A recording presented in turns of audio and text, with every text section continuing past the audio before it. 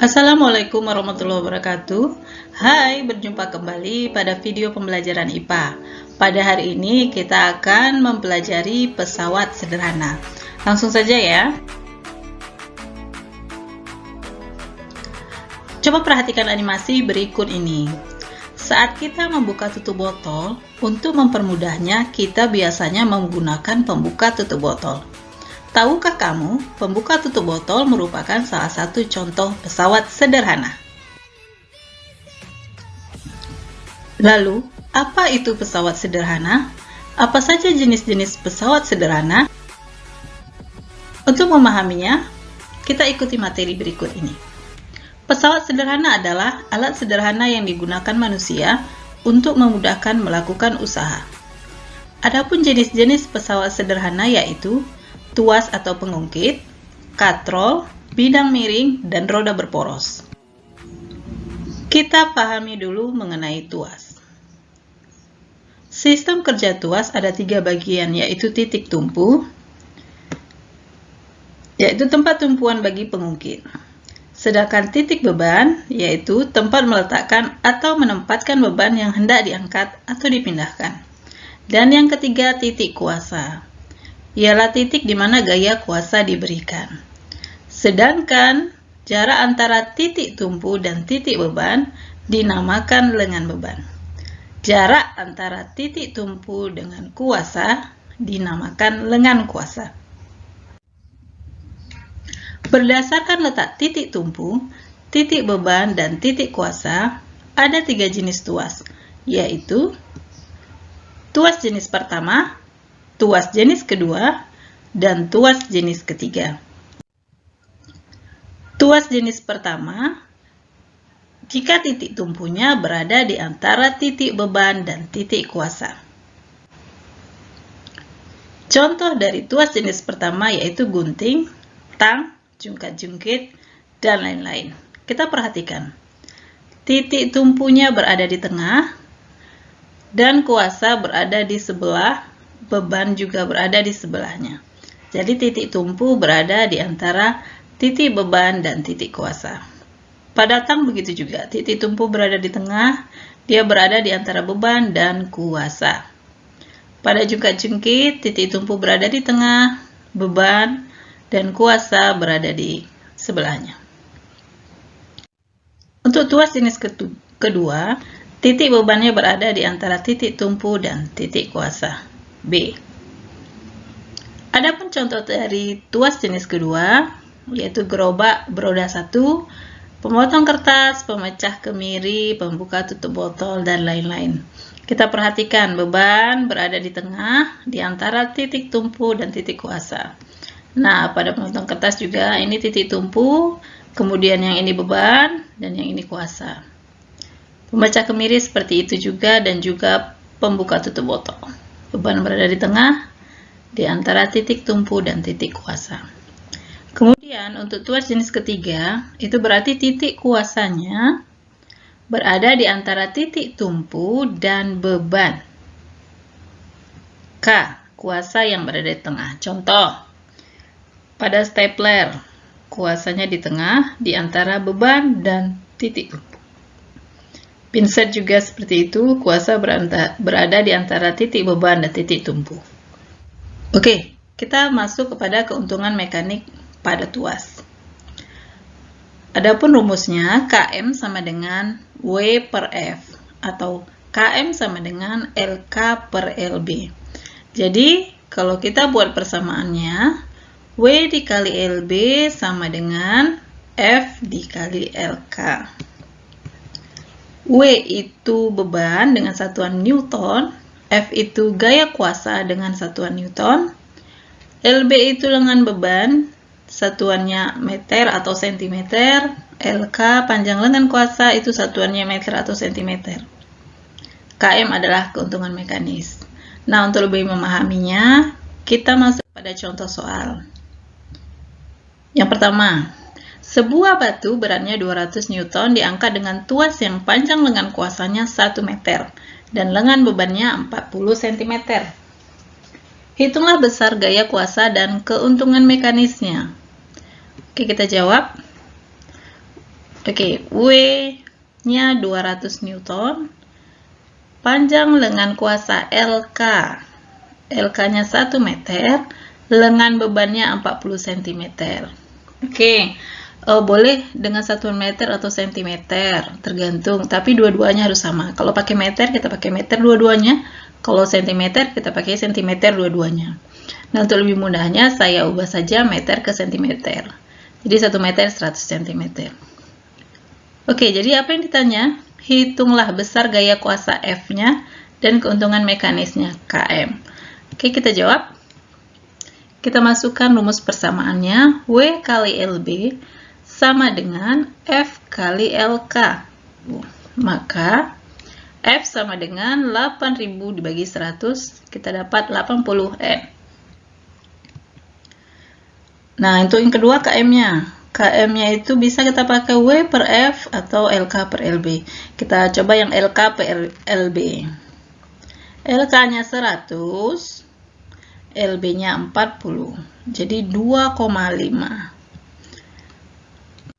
Masuk ke contoh soal yang kedua. Ini bentuk gambar. Perhatikan gambar tuas berikut ini.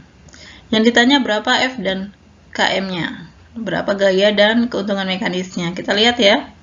Yang diketahui di sini M bukan W, M 36 kg. Jadi kita cari dulu M-nya. Kita cari dulu W-nya. W itu M dikali G. Massa dikali gravitasi. 36 kali 10 360. LK-nya dari sini ke sini itu 120. LB-nya dari sini ke sini 30 cm. Yang ditanya F dan KM. Kita jawab, kita masukkan lagi rumusnya. W kali LB sama dengan F kali LK. 360 kali 30 sama dengan F kali 120. Ya, F-nya 10.000 per 120, 90 Newton. KM-nya kita coba yang pakai rumus W per F. W-nya 360, F-nya 90. Sama dengan 4. Oke, nomor 3. Dua orang anak bermain juga jungkit, Lesa 30 kg, duduk di salah satu lengan yang panjangnya 1,6 meter. Di manakah Andi? Harus duduk pada lengan lainnya agar juga jungkit seimbang. Oke, kalau kita gambarkan dia seperti ini. Si Lisa dan si Andi. Dari sini ke sini 1,6 M. Supaya seimbang di mana duduknya si Andi. Kita ketahui dulu yang pertama, F-nya 300 Newton. Kita misalkan bebas ya, bisa di sini beban, bisa atau di sini bebannya. Kita misalkan di sini kuasanya, di sini bebannya. F M kali percepatan gravitasi ya, massa kali percepatan gravitasi 30 kali 10 300 M. W di sini massa kali gravitasi juga 40 kali 10 400 kg. Karena ini tadi kuasa, maka ini LK-nya 1,6. Yang ditanya LB-nya. Jadi agar seimbang. Kita masukkan bersama tadi. 400 kali LB sama dengan 300 kali 160. LB sama dengan 8000 bagi 400. Kalau dia minta dalam satuan meter, kita rubah 120 cm menjadi 1,2 meter. Oke, itu contoh soal dari tuas. Kita sekarang masuk ke jenis pesawat sederhana yang kedua, yaitu katrol. Katrol adalah sebuah roda yang di sekelilingnya diberi tali dan dipakai untuk mempermudah pekerjaan manusia. Ada 3 jenis katrol. Yang pertama, katrol tetap. Kemudian katrol bergerak. Dan yang ketiga, katrol majemuk. Kita bahas satu persatu. Katrol tetap. Katrol yang posisinya tidak berubah ketika digunakan, di mana dia berfungsi merubah arah gaya. Contohnya ini ada pada katrol pada sumur timba dan tiang bendera. Pada katrol tetap, besar lengan kuasa sama dengan lengan bebannya ini. Besar lengan kuasa sama besar dengan lengan bebannya. Maka KM-nya itu LK per LB sama dengan W per F sama dengan 1. Maka keuntungan mekanis pada katrol tetap adalah 1. Karena besar lengan kuasanya sama dengan lengan bebannya. Kedua, katrol bergerak. Merupakan katrol yang posisi atau kedudukannya berubah ketika digunakan. Katrol ini berfungsi melipatkan gaya. Contoh, katrol untuk mengangkat peti kemas. Pada katrol bergerak, lengan kuasanya 2 kali dari lengan bebannya. Karena titik tempuh di sini, maka dari sini ke sini itu lengan beban. Sedangkan dari ujung sampai ke ujung itu lengan kuasa. Maka LK-nya itu 2 kali lengan beban. Maka keuntungan mekanisnya kita cari. LK itu 2 kali lengan beban per lengan beban, maka 2. Jadi keuntungan mekanis pada katrol bergerak adalah 2. Kemudian katrol majemuk merupakan gabungan dari katrol tetap dan katrol bergerak.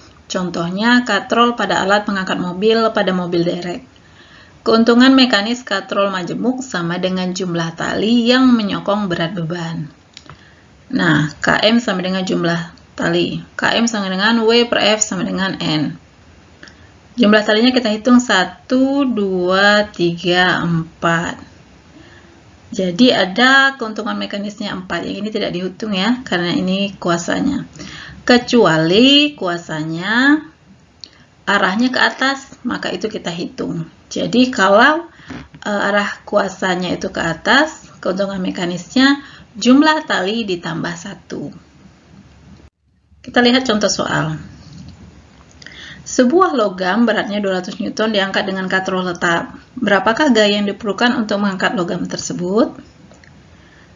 Diketahui W-nya 200, katrol tetap Km-nya itu sudah tahu kita tadi ya, 1. Maka kita tinggal mencari F-nya. Km sama dengan W per F. Kita masukkan angkanya 1, W-nya 200 Newton, maka F sama dengan 200 dibagi 1 sama dengan 200. Maka pada katrol tetap W itu sama besar dengan F. Makanya tadi Km-nya 1. Kemudian lanjut contoh soal berikutnya. Sebuah benda yang memiliki massa 90 kg diangkat dengan katrol bergerak. Hitunglah kuasanya. Oke, kita buat dulu diketahui. Kalau ini diketahuinya massa, maka kita ubah dia ke berat dulu. W itu M dikali G. 90 kali 10 meter per sekon kuadrat. Gravitasi bumi 10 meter per sekon kuadrat. Maka hasilnya 900 Newton. Km-nya 2. Dari mana? Katrol bergerak. Tadi kita sudah ketahui bersama, Km dari katrol bergerak adalah 2. Ya, langsung kita hitung F-nya. Kita masukkan rumus Km W per F. 900 per F, Km-nya 2. Maka F sama dengan 900 dibagi 2, 450 Newton. Contoh soal berikutnya pada katrol majemuk. Berapakah gaya kuasa yang dibutuhkan? Ini ya, katrol majemuk.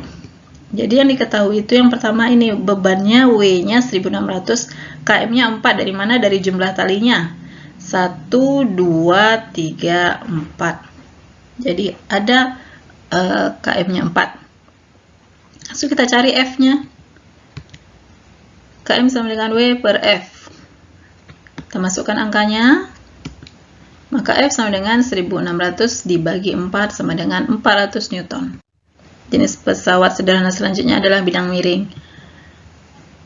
Merupakan bidang datar yang diletakkan miring atau membentuk sudut tertentu untuk mempermudah usaha dalam menaikkan suatu benda ke suatu ketinggian. Contoh dari bidang miring itu tangga, skru, pisau, jalan berkelok. Keuntungan mekanis dari bidang miring. Kita lihat rumusnya masih sama, Km sama dengan W per F. Hanya saja di sini ada perbedaan sedikit, S per H. Jadi kalau kita buat persamaannya, W dikali H sama dengan F dikali S.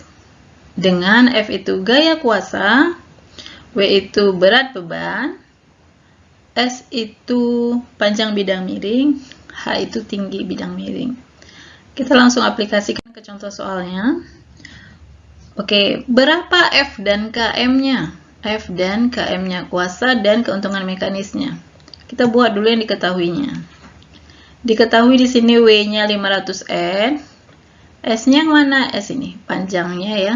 S-nya 10 meter, H-nya itu ini. H tinggi 2 meter. Yang ditanya F dan KM. So, kita jawab. Kita masukkan persamaannya, W kali H sama dengan F dikali S. Kita masukkan angkanya, 500 kali 2 sama dengan F kali 10. Maka F sama dengan 1000 dibagi 10 sama dengan 100N. Nah, kita cari sekarang KM-nya. KM-nya tadi bisa W per F atau S per H. Kita pakai S per H. S-nya 10, H-nya 2. Maka keuntungan mekanisnya adalah 5. Jenis pesawat sederhana yang keempat adalah roda berporos. Roda berporos merupakan roda berputar yang dihubungkan dengan sebuah poros yang dapat berputar bersama-sama, yang berfungsi memperbesar kecepatan dan gaya. Contohnya, roda berporos pada sepeda motor, pada sepeda, juga pada kursi roda. Nah, sekarang kita masuk kepada keuntungan mekanisnya. Rumusnya, KM sama dengan R besar per R, atau G2 per G1. Dengan G1 itu jumlah gigi pada roda pertama atau porosnya, G2 itu jumlah gigi pada roda kedua. R besar itu jari-jari gear besar atau jari-jari roda, sedangkan R kecil itu jari-jari poros. Kita lihat contoh soal. Sebuah roda berporos diketahui jari-jari rodanya 0,5 M, sedangkan jari-jari porosnya 20 cm. Berapa keuntungan mekanis roda tersebut? Kita cari. Yang mana R besar? Ini jari-jari roda itu R besar 0,5 M. Sedangkan jari-jari poros itu R kecil 20 cm. Nah, biar kita mudah, kita sama-sama saja ubah ke dalam cm. Apa yang ditanya? KM-nya. So, kita jawab KM sama dengan R besar per R kecil. 50 per 20 sama dengan 2,5. Baik, kita masuk kepada prinsip kerja pesawat sederhana pada sistem gerak manusia. Ini berlaku pada otot dan rangka manusia ya. Misalnya pada saat orang bermain badminton. Kita lihat pengungkit jenis pertama itu berada pada daerah leher kita. Titik tumpu berada di antara kuasa dan beban. Jadi pada otot leher ya, pada saat mengenada. Kemudian yang pengungkit jenis kedua berada pada kaki, di mana beban berada di antara titik tumpu dan kuasa. Yang ketiga, pengungkit jenis ketiga atau tuas jenis ketiga itu jika kuasa terletak di antara titik tumpu dan beban. Jadi saat bermain bulu tangkis menegangkan otot lengan dan bahu, itu terjadilah prinsip kerja pesawat sederhana tuas jenis ketiga. Pada saat berjinjit atau melompat, maka terjadi prinsip kerja pesawat sederhana pengungkit jenis kedua. Sedangkan pada saat menengadah, itu terjadi prinsip kerja pesawat sederhana tuas jenis pertama.